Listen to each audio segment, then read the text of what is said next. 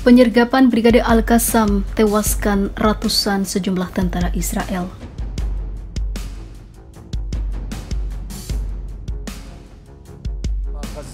تؤمن المساعدات للأيتام في قطاع غزة، فأمريكا اعتقلتهم بطلب إسرائيلي وحاكمتهم وهم محكومين مؤبدات في أمريكا.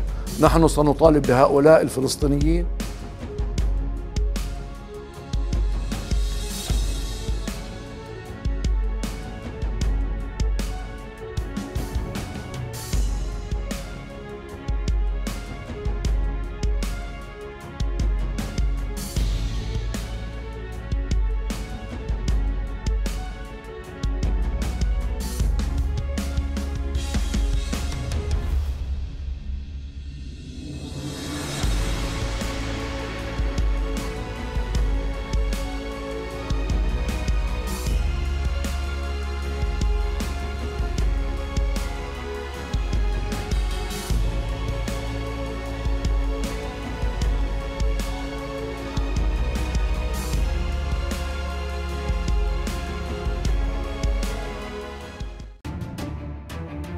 Pasukan Brigade Izzuddin Al-Qassam menggelar sebuah operasi penerjunan dan juga penyergapan tentara rezim Zionis di utara jalur Gaza sehingga beberapa dari mereka tewas. Dikutip dari Al-Quds TV, Brigade Al-Qassam terlibat pertempuran hebat di sekitar markas militer Erez yang terletak di utara jalur Gaza. Menurut Brigade Al-Qassam, dalam pertempuran tersebut beberapa kendaraan militer Zionis di barat markas militer Erez terbakar dan sejumlah tentara Israel dalam markas itu tewas. Brigade Al-Qassam pada Minggu pagi beberapa kali menyerang pasukan Israel yang menyusup ke barat laut Beit Lahia dan sekitar jalur Gaza, kata Al-Quds TV. Lalu sekelompok pasukan Israel di barat Erez masuk perangkap Brigade Al-Qassam dan menjadi sasaran rudal anti-tank serta penembakan luas yang menyebabkan sejumlah kendaraan militer Zionis hancur dan beberapa tentaranya tewas hingga ratusan. Pasukan Brigade Al-Qassam berhasil melaksanakan operasi penerjunan di belakang garis pertahanan rezim Zionis dan terlibat pertempuran sengit dengan pasukan Zionis. Media-media Israel yang seperti biasanya mencoba menutup-nutupi kejadian itu mengabarkan terjadinya sebuah insiden keamanan di markas militer Erez, tapi tidak menjelaskan detailnya. Selain itu, pasukan Brigade Al-Qassam juga menyerang pasukan rezim Zionis dengan mortir Yasin 105 di barat laut Beit Lahia. Alhasil, ratusan tentara Israel menjadi korban dalam penyergapan tersebut.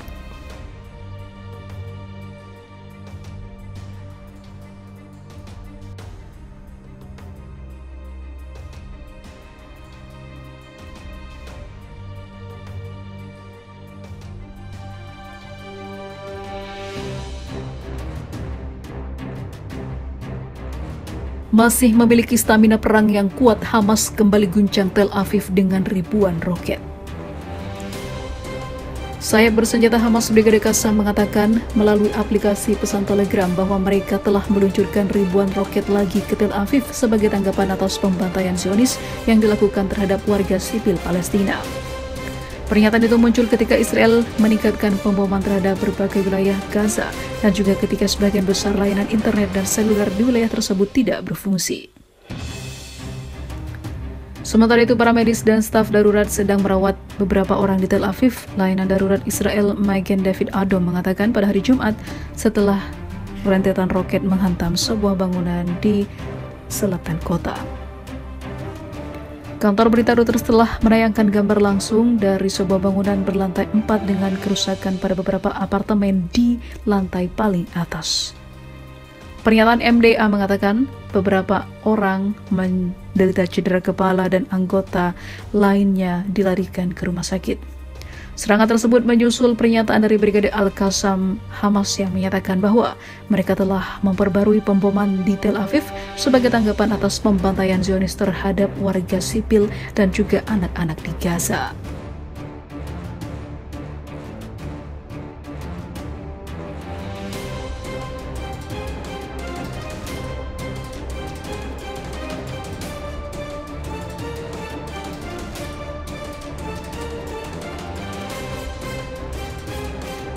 Israel mengakui kengeriannya dalam melawan kelompok pejuang Hamas di Gaza, Palestina. Pasalnya kelompok berhaluan Islam itu berbasis di terowongan-terowongan di bawah tanah Gaza yang membuatnya sulit terlacak. Bahkan dengan senjata dan juga teknologi canggih dari Israel tak bisa membantu keberadaan dari terowongan yang sangat ditakuti Zionis itu. Menghancurkan terowongan-terowongan tersebut akan sangat penting jika Tel Aviv berupaya membubarkan Hamas, seperti yang telah mereka janjikan setelah kelompok itu menyerang Israel pada 7 Oktober. Namun pertempuran di bawah tanah dapat menghilangkan beberapa keunggulan teknologi militer Israel. Mantan tentara Israel yang pernah bertempur dalam perang di Gaza, Ariel Bernstein, menggambarkan pertempuran perkotaan di Gaza Utara sebagai gabungan antara penyergapan, jebakan, tempat persembunyian, dan juga penembak jitu. Ia mengingat terowongan tersebut memiliki efek yang membingungkan dan tidak nyata, menciptakan titik buta ketika orang-orang bersenjata Hamas muncul entah dari mana untuk menyerang. Rasanya seperti saya sedang melawan hantu. Mereka tidak terlihat, namun nyata. Kamu tidak bisa melihatnya, namun mereka bisa menyerang. Menteri Pertahanan Israel Yoav Gallant mengatakan, dia memperkirakan serangan darat akan sulit dilakukan. Ia memperingatkan bahwa akan memakan waktu lama untuk membongkar jaringan terowongan Hamas yang luas itu. Belum jelas berapa sebenarnya panjang terowongan Hamas di Gaza.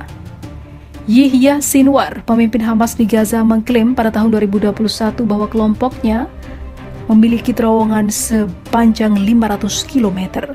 Mereka mulai mengatakan bahwa mereka menghancurkan terowongan Hamas sepanjang 100 km. Saya beritahu Anda bahwa terowongan yang kami miliki di jalur Gaza lebih dari 500 km, kata Sinwar saat itu, menyusul konflik berdarah selama 11 hari dengan Israel.